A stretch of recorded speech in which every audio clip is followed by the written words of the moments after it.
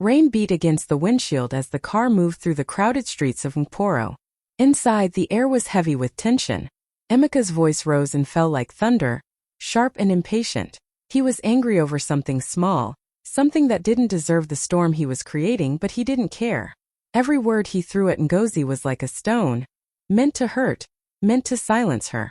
She sat in the passenger seat, hands folded tightly around her handbag, eyes lowered, refusing to let her tears fall in front of him. She wanted to ask him to calm down, to remind him that they were husband and wife, not enemies, but her voice was trapped in her throat.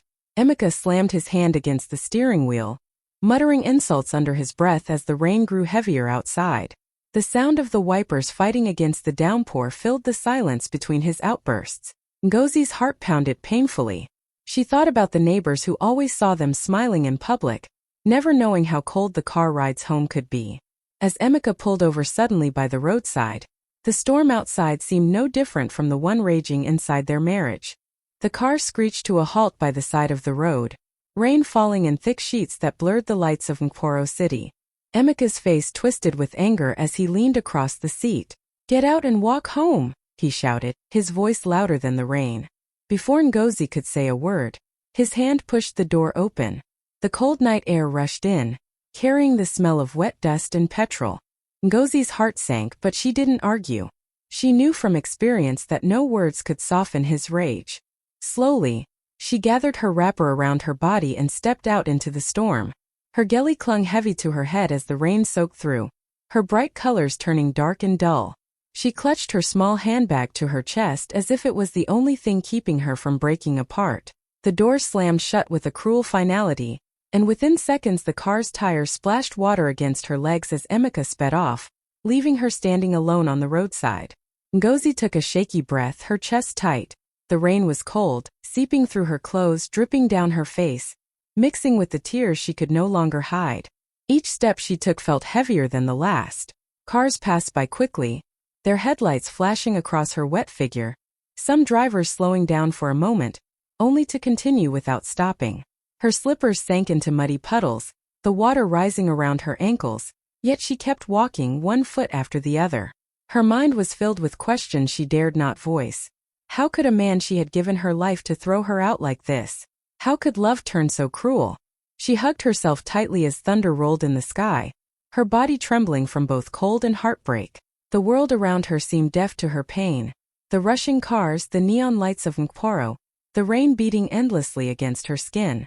Alone on that road, Ngozi felt invisible, yet deep inside, a tiny spark of strength whispered to her to keep moving, even when her heart felt too heavy to carry. Ngozi walked slowly through the storm, every step a battle against the water rushing along the roadside. The rain was merciless, soaking her wrapper until it clung to her body like a second skin. Her geli, once neatly tied, sagged under the weight of the downpour, strands of hair escaping and sticking to her wet face.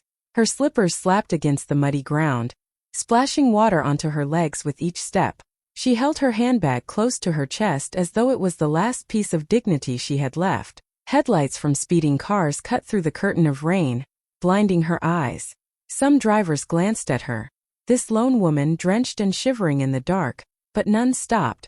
Their cars passed quickly, spraying more water onto her already soaked body. Tears rolled down her cheeks, but she could barely tell them apart from the rain.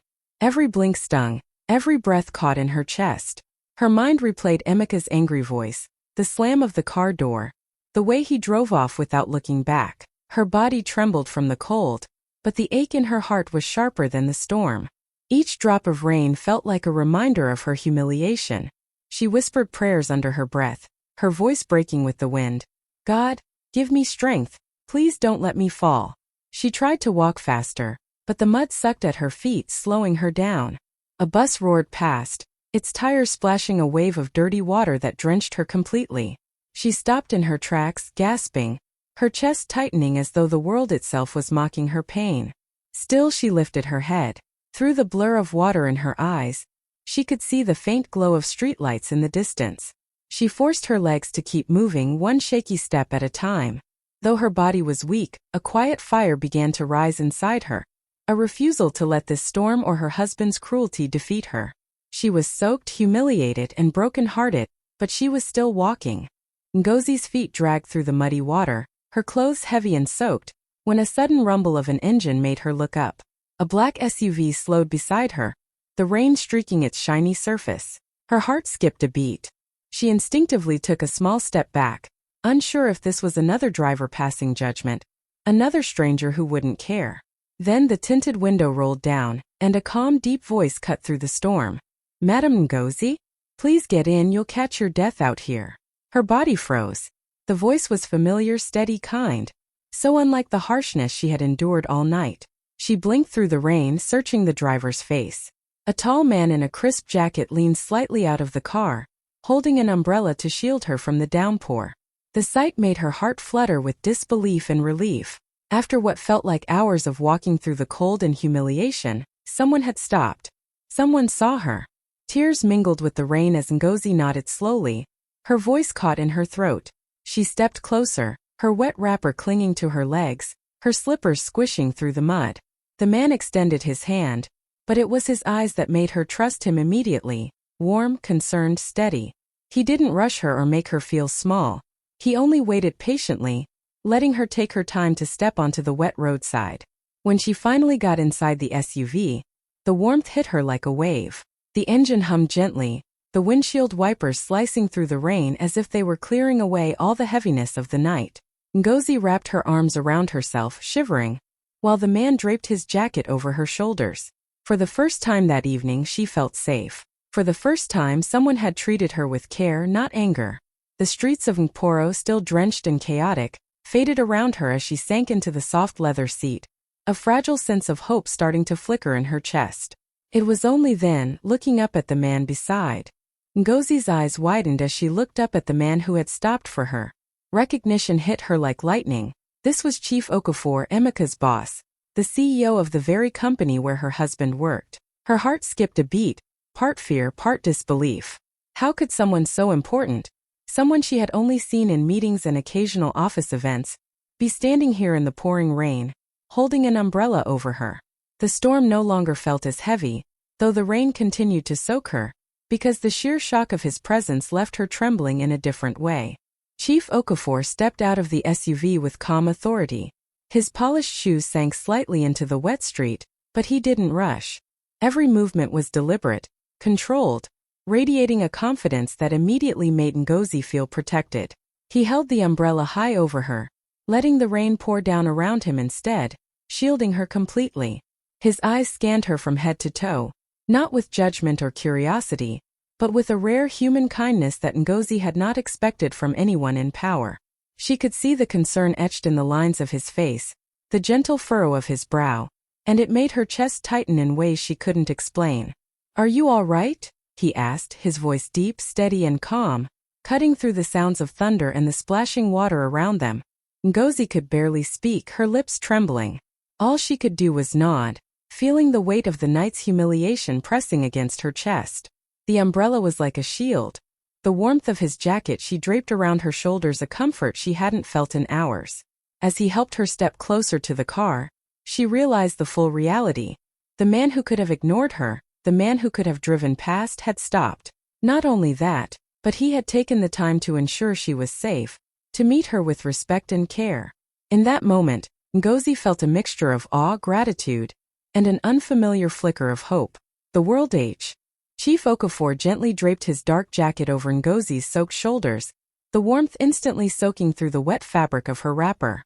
She shivered, not just from the cold, but from the sudden comfort of being treated with care instead of cruelty. Every muscle in her body felt tight from the night's fear and humiliation, yet the simple act of someone looking out for her, someone important and kind, made her heart loosen slightly. She glanced up at him, her eyes wide, unsure if she could trust this sudden kindness, but the calm in his gaze reassured her more than words ever could. He guided her carefully toward the SUV, keeping the umbrella steady above them so no more rain could touch her. Her slippers squelched in the puddles as she stepped up, and he steadied her with a hand at her elbow, not rushing her, letting her take her time. When she finally sank into the soft warmth of the leather seat, a wave of relief washed over her. The cold from the rain began to fade, replaced by a comforting warmth that spread from her shoulders down to her toes. For the first time all night, Ngozi felt a small piece of peace. The SUV door closed gently behind them, shielding her from the storm. Outside, the rain still pounded, but inside the car it was quiet, calm, and safe. Chief Okafor adjusted the jacket around her again, tugging it snugly, and offered her a kind, steady smile. "You're safe now," he said simply, his voice firm yet gentle. Ngozi's lips trembled and she nodded, her chest tightening with a mix of relief and disbelief. All the fear, humiliation, and loneliness of the past hour seemed to shrink into the corners of the car as she wrapped her arms around herself, feeling human again.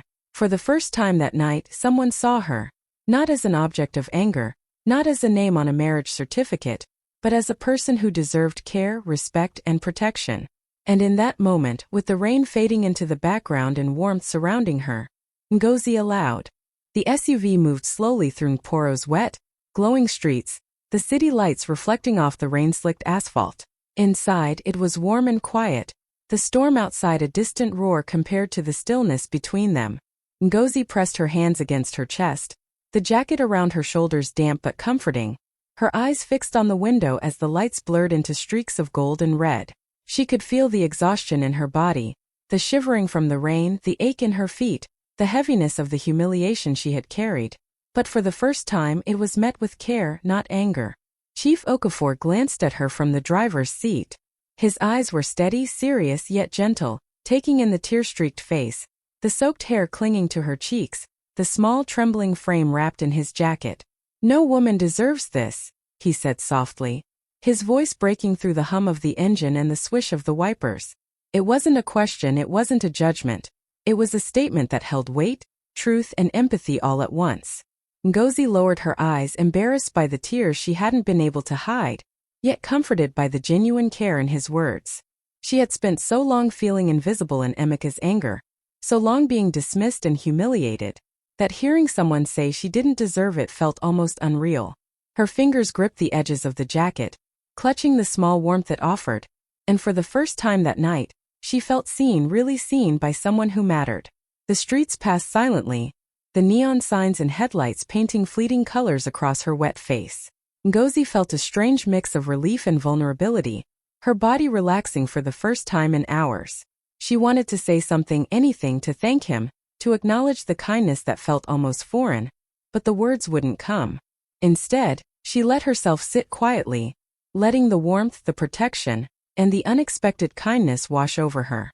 In that silent ride through, the next morning, Poro's office towers gleamed under the pale sunlight, but inside Emeka's office, the air felt heavy and tense. Word had already spread that Chief Okafor had been out late the previous night, and whispers of curiosity ran through the staff as he stepped into the building. He moved with calm authority, each step deliberate, his face unreadable, eyes sharp like a storm about to break.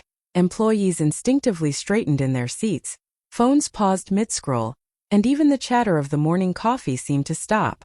Emeka sat at his desk trying to appear busy, but the moment he saw Chief Okafor approaching, a cold sweat broke out on his forehead. He felt the weight of the CEO's gaze before a single word was spoken. Chief's steps were slow but purposeful, echoing in the corridor like a warning. When he finally stopped in front of Emeka's desk, the silence in the room became suffocating. Without a word, he gestured sharply for Emeka to follow him into the boardroom. Inside the boardroom, the air was thick with tension. Staff lingered in the doorway, unable to look away as Chief Okafor's icy expression sent a clear message. This was not a routine meeting. Every line of his face radiated authority, disapproval, and disappointment. Emeka's hands shook slightly as he pushed his chair back and followed, the echoes of his footsteps mingling with the murmurs of the curious employees outside. The boardroom door closed with a soft but final click, cutting them off from the prying eyes of the staff. Yet even outside, people could feel the storm brewing behind the glass walls. Chief Okafor stood silently for a moment, studying Emeka with a cold intensity that made the younger man shrink in place. No one spoke. The power in the room was absolute. It was clear that whatever was about to happen would change Emeka's life, and perhaps his career forever. The whispers outside grew louder as the staff speculated, but inside the silence was heavier than thunder. Emeka froze as Chief Okafor's voice cut through the boardroom like lightning. "You left your wife in the rain?" The words shook the walls with their power and disbelief. The same woman who carries your name with dignity? And you dare represent this company? Chief's eyes bore into him, icy and unyielding, each word heavy with judgment. Emeka's hands trembled on the edge of the table, his knees weak, his face burning with shame. He opened his mouth, tried to speak, but no sound came out. The room was silent except for the soft hum of the air conditioner, but the tension was deafening. Emeka's colleagues, who had gathered outside and now peeked through the glass, could almost feel the heat of Chief's anger from where they stood. Every muscle in Emeka's body screamed regret, but he was frozen, unable to justify himself. The harsh truth of what he had done, humiliating the woman he claimed to love, was now laid bare in front of the man whose opinion mattered more than any he had ever feared. Chief Okafor stepped closer, his presence filling the room. "Do you understand what it means to be a man of integrity?" he demanded, his voice low but cutting, sharper than any insult Emeka had ever heard. "Do you know what it means to treat someone with respect?" Emeka's gaze dropped to the floor. He wanted to explain, to apologize, to tell Chief it wasn't supposed to happen, but every excuse sounded hollow even in his own mind. The CEO's disappointment was heavier than any punishment. It was the quiet, undeniable truth staring back at him, accusing him, leaving him nowhere to hide. Emeka's pride, once so inflated, crumbled in the space of a heartbeat. He felt small, exposed, utterly powerless. The weight of his arrogance pressed down on him, and he realized with bitter clarity that no title, no money, no position could shield him from the consequences of cruelty. For the first time he understood how it felt to be utterly alone, judged not by law or rules but by simple human. Emeka sat at his desk the next morning, his head heavy, heart pounding and mind spinning. The words from Chief Okafor the night before still echoed in his ears, sharp and unforgiving. When the HR manager stepped in to hand him the suspension notice, his hand shook so badly he almost dropped the papers. The document was simple, official, and merciless. He was stripped of his position and suspended indefinitely. In that instant, all the power he had once flaunted in the office, his confident posture, his cutting remarks in meetings, the little superiority he felt over colleagues, crumbled into dust. Word spread quickly through the office, whispers growing into murmurs, murmurs into outright stares. Colleagues he had walked past with arrogance now looked at him with a mixture of pity and judgment. Some avoided his eyes entirely, while others shook their heads in disbelief.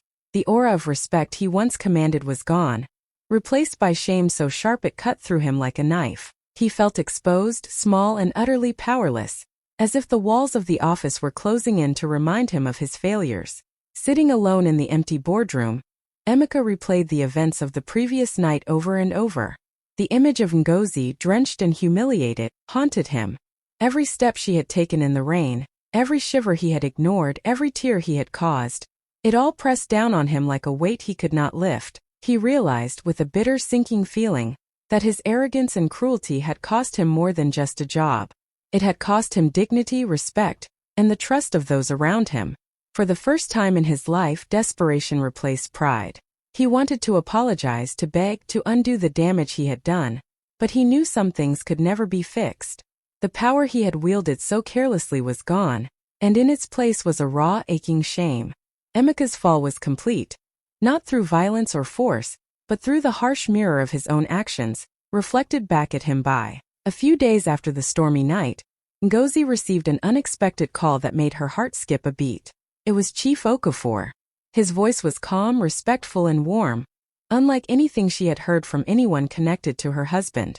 He invited her to meet him at his foundation, a place dedicated to helping women find their strength and voice.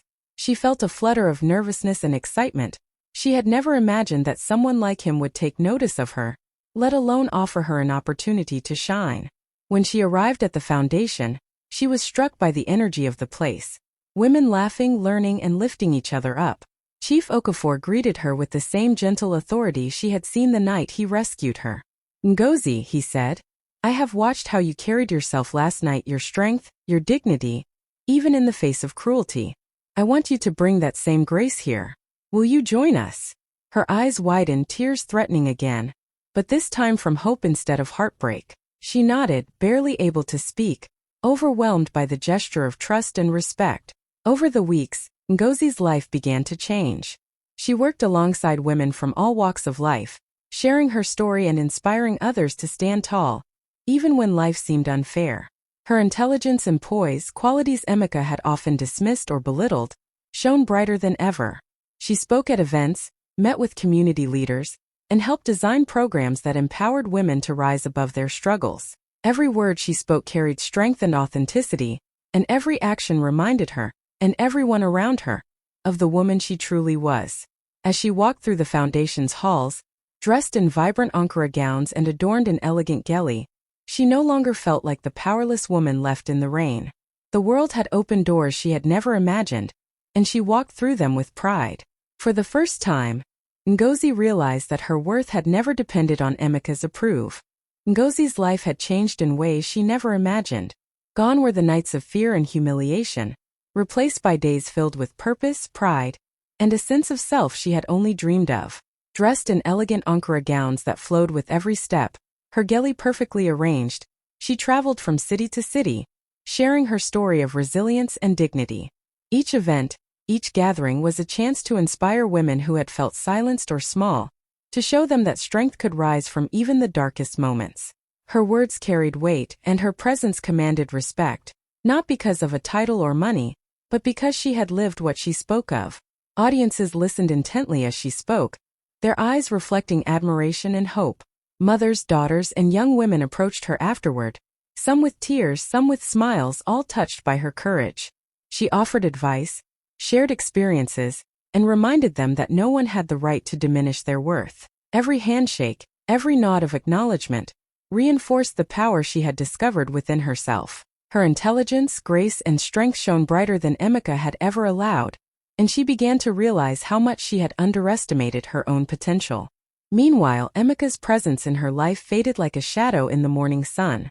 Stripped of his job, humiliated, and distant from the admiration he once took for granted, he became invisible in the circles where Ngozi now moved with confidence. Colleagues who once whispered about his arrogance now spoke of Ngozi's impact, her courage, and her unwavering dignity. She no longer felt tied to his failures or his cruelty. Instead, she stood tall, unshaken by the past, focused on building a future that reflected her worth. Every city she visited, every woman she empowered, was a reminder that her life had transformed completely. From the cold, muddy streets of Nkporo to bright halls filled with hope, Ngozi.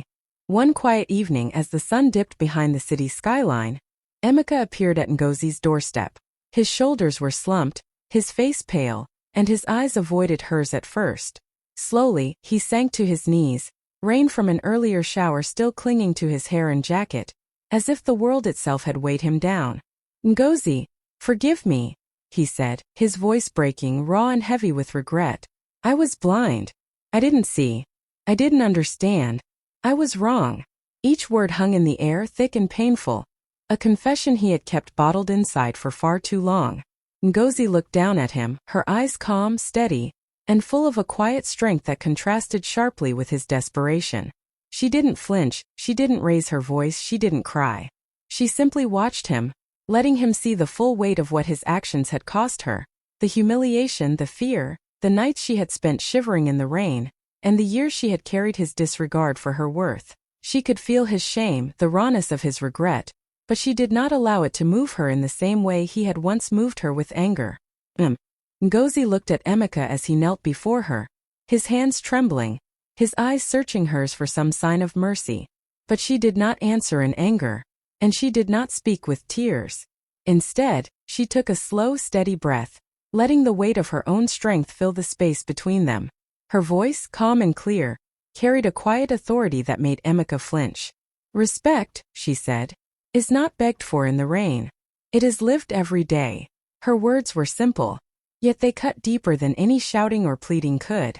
They were truth spoken without hatred, yet filled with the power of every moment he had failed her. She paused, letting her eyes meet his, unwavering and firm. "You showed me my worth," she continued, "by denying it. You thought I needed you to see it, but I have learned that my value was never yours to give or take. I have walked through storms, faced humiliation, and still stood tall. I have seen what I am capable of, and no one's cruelty can take that from me." Her voice did not waver, and though Emeka's heart ached with remorse, he could feel the truth of every word.